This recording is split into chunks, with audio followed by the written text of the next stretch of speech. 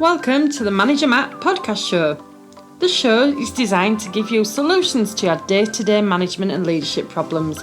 It's hosted by Matthew Haddock, a frontline manager and leader with over 25 years of experience. If you're ready, then let's get on with the show. Welcome again to the Manager Matt podcast show. Hope everyone is well and hope you have been successful this week in whatever endeavour you've been up to. It's a bit of a Friday thought for a change. I haven't done a Friday thought for a while. And I thought, as you do on a Friday, I'll roll out a Friday thought. So this week's thought, and it's been in news a little bit around the idea of people and the working from home model, and how there's a certain amount of people in the press think it's the worst thing that could ever happen, that people are lazy, people aren't doing anything, they're just sat at home. And then there's the other side that is it's the best thing ever for the working environment. People are much more happier working from home. They can get things done and it doesn't affect the work-life balance. They're not sat in traffic. Now, where do I stand on all this? I think if you listen to some of my other podcasts, you know that I am a big believer, and I think generally the world, as in the species of humanity, is a big believer in the idea of collaboration and the idea of working closer together. And of course, we have so much technology now that allows us to work together when we're not together, if that makes sense. Now, a part of this change in the way we work is around the fact that we had COVID and we had the issues where no one could get in. And of course, at that time, everyone was quite happy to have people working from home and there wasn't a problem. Productivity got done, things were moving.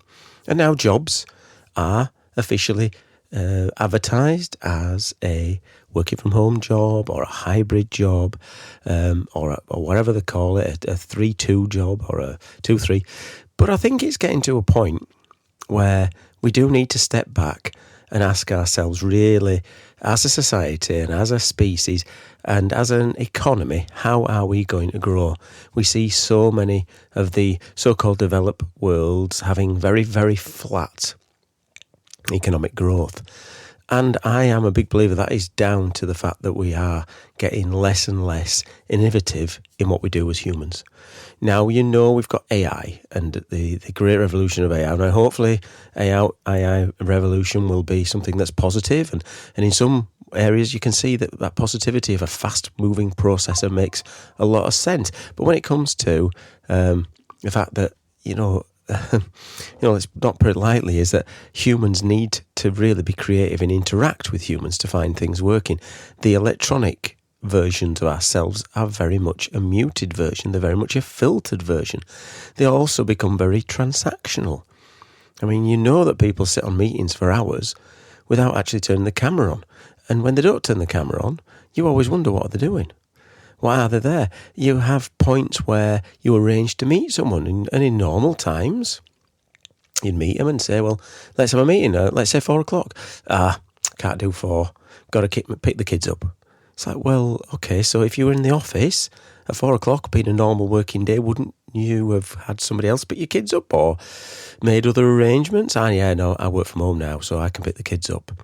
I come in early sometimes on a day so I can pick the kids up, as in they log on early.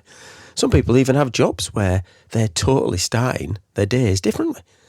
They're starting at 6 in the morning and they're finishing at 12 or 1.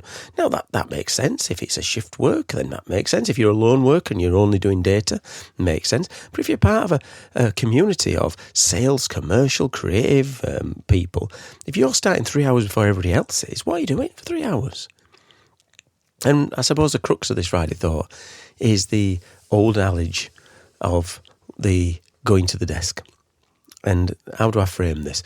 So if you see a office that's got maybe 1 or 2 days a week where a certain amount of people come in from other departments, and this is a production environment I'm predominantly talking about. So your production teams are there 5-7 days a week, sometimes 24/7, totally moving the products, moving it through whatever they're doing.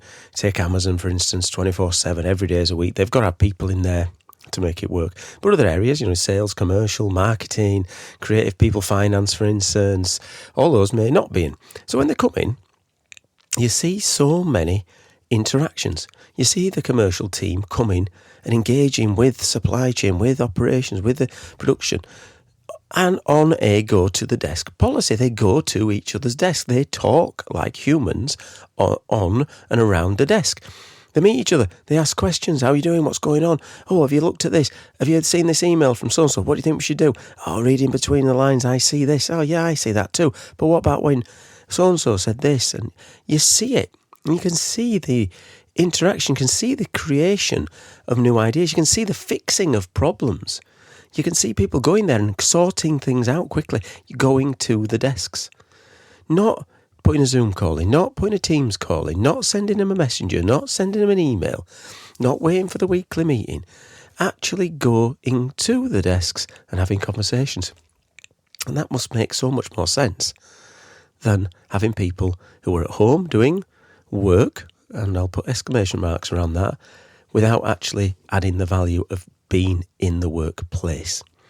Now, before you all go mental on the DMs with me, and thank you for the DMs, still grateful for all the information you guys send me, and the email is still managermattpodcast@gmail.com. Don't forget, you can email anytime about these subjects and others. But I'm not against the idea of working from home. I'm not against hybrid working at all. I think it works. I've done it myself.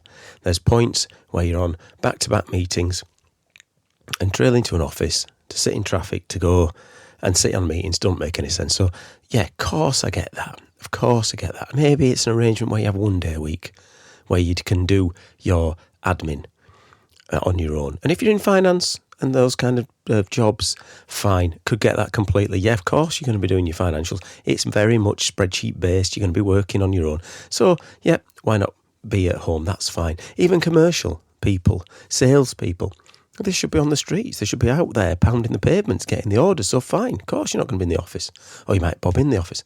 But this blanket where they're actually employing people never to come in the office. Never to come in.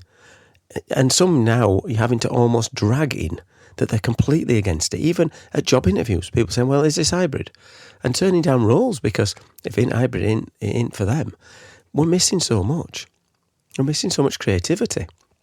We're missing so much personal interaction, which has driven us as a species and also as a business.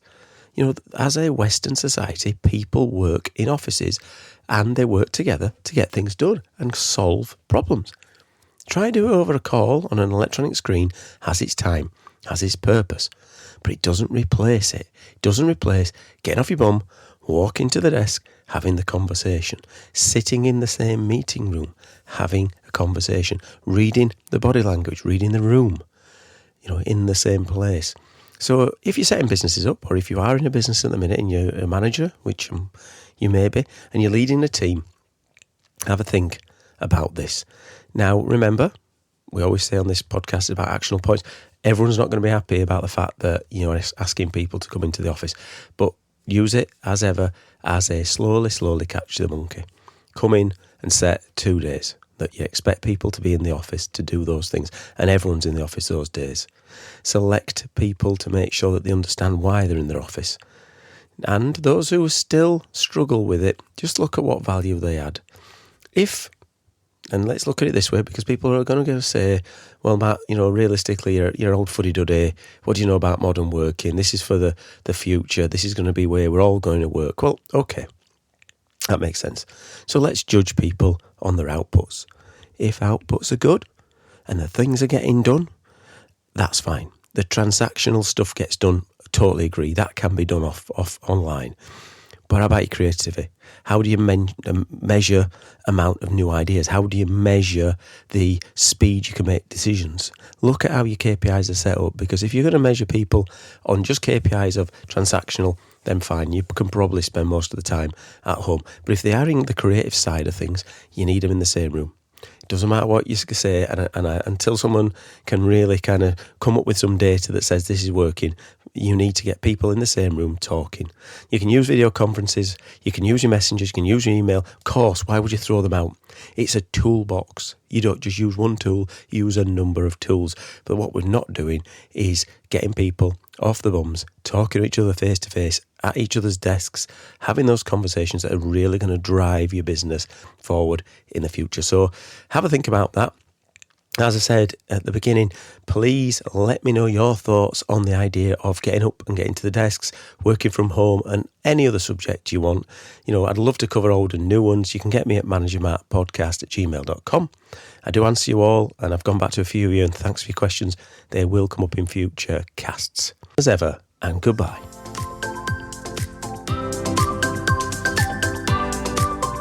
Thank you so much for listening to this Manager Matt podcast. We hope you found it interesting, helpful and actionable. One last thing, please leave a quick review on iTunes or with your podcast provider, as it helps to spread the word of Manager Matt. If you haven't already done so, please subscribe to the podcast, and if you did like anything in particular, send an email to managermattpodcast@gmail.com or visit managermatt.co.uk for more content. Feedback is a gift, so let's keep giving. See you next week.